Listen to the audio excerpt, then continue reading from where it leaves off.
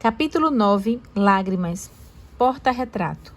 A imagem em um porta-retrato envelhecido, o piano sem notas esquecido, a lareira sem chamas no inverno entristecido, a mãe que não chama mais seus filhos de queridos. A mão estendida na imagem não toca, o coração que pulsava descansa, o sorriso tímido congela, a fria imagem cheia de mensagem desperta o sentimento de ternura, saudade. Saudade que chega a tocar a alma, que arranca lágrima misturada com lembrança, que embala os sonhos de vê-la novamente, que aquece o inverno com a promessa da vida eterna. Uma imagem, uma mãe. Cada vez que a contemplo, sinto o toque das notas, sinto as chamas da lareira, o sorriso que contagia, o coração que pulsa. Sinto bem perto de um lugar além da imagem, de um lugar que se chamava de lar. Foi um tempo bem vivido, um lugar bem amado, sons alegres ao redor, uma mãe espetacular. Sinto-me em casa ao olhar essa imagem. Mesmo com a ausência, a sua breve existência foi intensa, marcando o tempo além da presença. Ser mãe é marcar com laços eternos de amor seus filhos. É permitir que na ausência recorde com suspiros de um tempo inesquecivelmente maravilhoso. Linda da minha vida, prometo amar seus netos como você me amou. Prometo marcar o coração deles para que sejam felizes como você me fez. Rosângela Moraes. Preciso escrever sobre o luto. Não apenas porque a minha mãe faleceu, mas sobretudo a fim de trazer esse assunto com informações essenciais para o enfrentamento dele. Sem esperar e sem tempo para nos preocupar, somos assaltados pela complexidade emocional da perda de algo com o qual estávamos acostumados, que fazia parte da nossa experiência rotineira. Só quem passou por uma perda significativa sabe do que estou falando. Por mais que o conjunto de respostas a uma perda irrevogável seja uma experiência pessoal e única, há características e fases que são comuns ao luto da maioria de nós. Preciso reforçar que luto não é uma experiência vivida apenas quando alguém que amamos morre. O divórcio, a troca de escola ou de cidade e até mesmo a mudança da fase de vida podem provocar o luto. Você sabia que a adolescência é marcada pelos lutos? Perda do corpo, da infância, das brincadeiras e das fantasias infantis, entre outros. Esse é um período gerador de muita angústia, exigindo que os pais olhem com atenção para as necessidades que os filhos apresentarão nessa fase. A meia-idade feminina pode gerar lutos. A saída dos filhos de casa também. Ou seja, as experiências que apresentam perda de algo com que se estava acostumada, gerando alteração negativa na estruturação da vida, são potenciais geradoras do luto. O luto é o período crítico necessário para que o cérebro acomode a realidade de que o futuro planejado não se cumprirá. É ter que se reorganizar para prosseguir sem aquilo que se perdeu.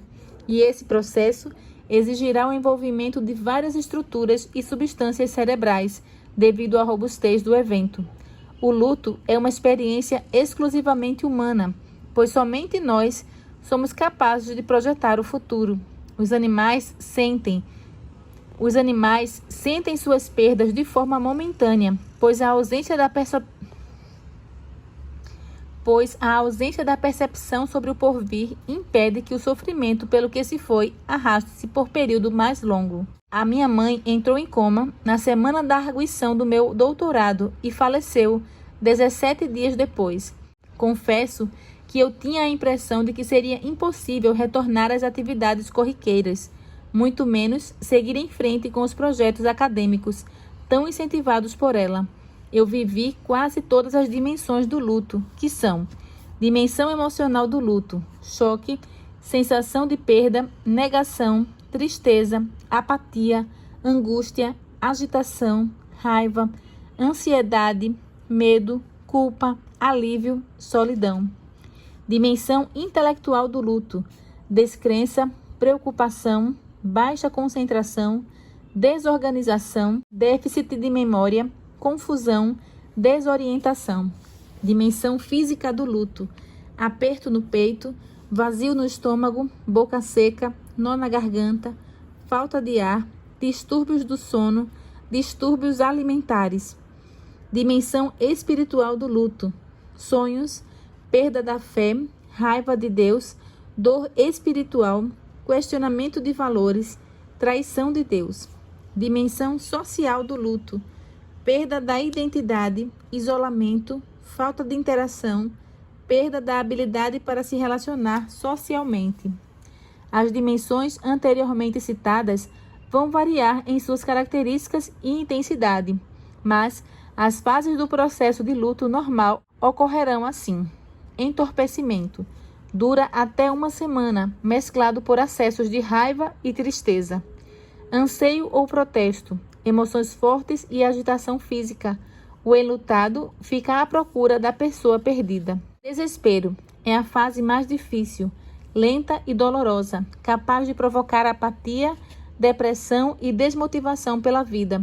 Recuperação, sentimentos positivos e adaptação às mudanças, tornando possível o investimento afetivo em novas situações ou figuras de apego. Funções básicas: aceitar a realidade da perda, elaborar a dor da perda e ajustar-se a um ambiente onde falta o objeto perdido. No início do processo de luto, a sensação é de que não daremos conta. Parece que tudo está fora do lugar e permanecerá dessa forma por toda a vida. Mas sabemos que no processo do luto não é assim que acontece. Pelo contrário, a dor vai se acomodando, a rotina se reestrutura. Conseguimos internalizar a pessoa amada, cultivando as recordações de forma saudável e seguimos em frente. Santo Agostinho conseguiu sintetizar de maneira incrível como passamos a considerar a realidade da perda na fase de recuperação. A angústia de ter perdido não supera a alegria de ter um dia possuído. Ainda me lembro constantemente dela, sinto falta da sua presença, dos seus conselhos, do seu abraço e da sua comida, mas a vida seguiu em frente. O choro já é mais raro, olho para o futuro com otimismo. A perseverança guia os meus passos. Como disse Freud, a cura não vem do esquecer, e sim do lembrar sem sofrimento. A morte carrega antagonismos e ensinamentos geradores de reflexões e amadurecimento. Ela nos ajuda a entender o valor da vida, provoca em nós a necessidade de reorganização mental para o enfrentamento dos reveses que nos sobrevirão ao longo do caminho. É a evidência inequívoca da nossa capacidade de adaptação e superação. Adaptação e superação. Adaptação e superação são assuntos importantes sobre os quais temos escutado com frequência. Aprendi muito sobre esse tema ao orientar minha aluna Gisele Lima em seus trabalhos de mestrado e doutorado. O foco da investigação não era o luto, mas as conclusões se aplicam a essa e outras condições. A adaptação é a capacidade de flexibilizar, ajustar e se adequar diante das circunstâncias da vida. Desde a nossa origem, precisamos nos adaptar constantemente. Não há como escapar dessa condição se quisermos sobreviver. Ajustar-se ao espaço que estava ficando pequeno na barriga da mãe, ter que respirar logo após o nascimento, enfrentar os primeiros dias da escola, etc. Sem adaptação, não há vida. Para Ryan, a adaptação envolve 3 fases: aceitar a mudança, ampliar as opções e partir para a ação. Como essas 3 fases se desenrolarão, resultará em superação ou não. A superação é a adaptação bem-sucedida. É obter êxito no processo de adaptação a partir da emissão de comportamentos adequados, ou seja, a superação depende de como o indivíduo enfrenta as adversidades, ultrapassar os limites, recuperar-se, progredir ou vencer. Eis as necessidades para superar. É impossível passar pela vida sem que sejamos dilacerados, curvados e encurralados pelas mudanças. A boa notícia é que quando atravessamos um momento desafiador, podemos desenvolver novas qualidades e uma consciência de que não dispunhamos antes. Ficamos mais sábios e mais resistentes e adquirimos qualidades com as quais poderemos contar da próxima vez que uma onda nos derrubar. Não há como superar sem encarar a realidade extremamente como ela é. A fantasia retarda ou impede que o indivíduo obtenha sucesso no processo de superação.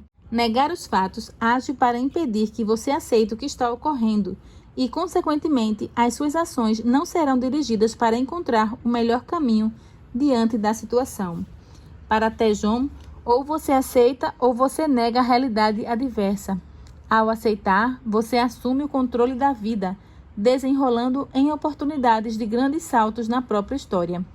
Enquanto não assumir a realidade, não conseguirá tomar decisões e fazer escolhas que permitam criar nova vida. Ficará como vítima do passado, espectador do presente e torcedor do futuro, mas não vai participar ativamente do jogo, negará a realidade e continuará iludido. É tão interessante concluir que a superação, independente da situação, que pode ser desde o luto aos desafios corriqueiros, é essencial para uma vida mais significativa, diminuindo os efeitos colaterais das experiências que nos alcançam. A seguir, compartilho a lista dos 10 comportamentos fundamentais elencados no mestrado da minha aluna. Tais comportamentos, que resultaram de extensa pesquisa entre autores sobre o tema, foram assumidos como essenciais para ser bem-sucedido ao passar por um processo de adaptação e chegar à superação. São eles: aceitar a realidade, abandonar o papel de vítima, buscar autoconhecimento, pedir e aceitar ajuda, assumir a autoria da própria história, não se conformar, ou seja, insistir em melhorar a própria condição, agir apesar do medo, cuidar bem de si mesmo, ser grato, desenvolver a inteligência espiritual. Independentemente de estarmos vivendo o luto ou outro desafio, imprimir esforços positivos e intencionais, como esses presentes na lista, ampliarão a possibilidade de superação. Olhe para essa lista e considere quais aspectos ainda precisam melhorar em você. Reserve um tempo para essa atividade, pois será de grande auxílio na construção de sua história. Encontro com muitas pessoas que não estão cuidando bem de si mesmas ou já desistiram de lutar. Outras não sabem pedir ajuda quando esta é tão necessária. Ainda há quem não aceita a realidade ou não investe na sua espiritualidade. Considere que a espiritualidade pode conferir um enfrentamento saudável ao processo do luto. Aliás, a espiritualidade é considerada fator indispensável para a qualidade de vida. Trato sobre essa temática no meu livro A Neurociência da Felicidade. Luto complicado. Nem sempre o luto vai ocorrer de forma saudável. Ele pode ser mais intenso ou mais prolongado do que o normal, por exemplo. O luto, se não ocorrer de forma adequada, pode ser patológico. Segundo o DSM-V, o Manual de Doenças Mentais norte-americano, 2 semanas de vivência intensa do luto já pode ser considerada depressão maior. Muitos questionaram se não seria exagero considerar como doença o prostrar-se por um período tão curto, considerando que esse sofrimento é tão significativo para o ser humano. Mas não é exagero. Se em 2 semanas após a perda significativa, o indivíduo continuar desestruturado a ponto de colocar a sua sobrevivência ou saúde em risco, será necessária uma intervenção clínica. Se tal medida não for tomada, uma psicopatologia pode se instalar, provocando ainda mais prejuízos para quem já está em sofrimento. O que pode ser considerado um luto complicado? Luto crônico, prolongamento indefinido do luto, luto inibido, ausência dos sintomas do luto normal, luto adiado, sem reações imediatas à morte, apresentando mais tarde sintomas de luto distorcido. Em caso de se sentir muito desestruturada diante da perda, seja ela recente ou mais antiga, considere a necessidade de procurar ajuda. Quanto mais se adia o processo normal do luto, mais sofrimento e prejuízos podem ser gerados. Fatores de risco inibidores do luto. Além das características individuais que influenciarão no enfrentamento do luto, que lhe conferirá ou não maior habilidade para enfrentar o estresse da perda, outros fatores contribuirão significativamente diante da dor. Alguns desses fatores são: características do enlutado, sexo, idade, se acumula experiência com outros lutos mal elaborados e baixa autoestima, tipo de parentesco com o morto, qualidade da relação com quem morreu, saudável, de dependência ou de segurança, por exemplo. Causas e circunstâncias da perda inesperada, prematura, como em um acidente, ou esperada após uma doença grave, por exemplo, que provoca um luto antecipado. Suporte social. com quem o indivíduo pode ou não contar no processo de luto. Insisto que, diante do processo de luto, principalmente se houver maior vulnerabilidade em face da perda, o suporte é indispensável. Buscar apoio de amigos e familiares, aceitar a psicoterapia e investir o esforço necessário na reconstrução da vida valerão a pena. Como ajudar o enlutado? Como a morte não é um processo natural para o ser humano, além de sofrermos quando perdemos alguém, também temos muita dificuldade para lidar com o enlutado. Podemos nos atrapalhar com as palavras, falar demais ou ser cruel com o silêncio, etc. Por isso, se você convive com alguém que está enfrentando o luto, é necessário seguir algumas dicas para oferecer suporte adequado. Deixe-o falar sobre a perda. Muitas vezes, o outro quer apenas ser ouvido. Falar em voz alta pode ajudar a colocar as ideias no lugar. Confortar e não tentar conformar. Nossa angústia é tão intensa diante da morte que, na tentativa de ajudar, usamos palavras que induzem o conformismo no outro. Viveu o suficiente. Pelo menos, viu os filhos crescerem, etc. Tecer comentários que apresentem aspectos positivos do ocorrido pode piorar a situação. Não fique perguntando sobre os detalhes da morte. A curiosidade é desrespeito. O sujeito pode sentir que você está apenas querendo obter informações sobre o fato. Deixe quem está sofrendo livre para falar o que desejar, sem se sentir na obrigação de lhe responder perguntas que geram desconforto. Respeite as crenças que a pessoa tiver sobre o que acontece após a morte. Não é o momento para converter o outro. Não seja o centro da conversa ou modelo ideal para ser seguido, porque eu sofri perda maior do que a sua, ou, no seu lugar, eu já teria superado. Minha fé não permitiria sofrer assim. Coloque-se à disposição para o que for necessário. Ligue para saber como vão as coisas, mas não sufoque. Dê o espaço de que o outro necessita nessas horas. Ajude a resolver as pendências que porventura existam. Enfim, tenha sensibilidade. O outro precisa ser respeitado na sua dor e assistido nas suas necessidades.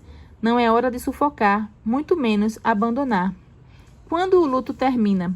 Como já mencionado, a vivência do luto é individual, variando na duração e na intensidade. Entretanto, consideramos o período mínimo de 1 ano para que a elaboração do luto aconteça. Em aproximadamente 2 anos, é provável que a vida já esteja reorganizada. Os principais sinais do término do luto são: lembrar-se do falecido sem ser dominado pela dor ou tristeza, já ter conseguido reorganizar a vida, adaptar-se a novos papéis, não ter manifestações físicas e psicológicas patológicas, aceitar que a vida acontecerá, mesmo sem aquela pessoa, voltar a fazer planos com entusiasmo. A negação e a raiva pela morte terão passado. Quando enfrentamos a perda de alguém tão importante para nós, precisamos nos concentrar no legado que aquela pessoa deixou. Você já passou por algum luto? Qual foi a fase mais difícil e o que a ajudou a superar?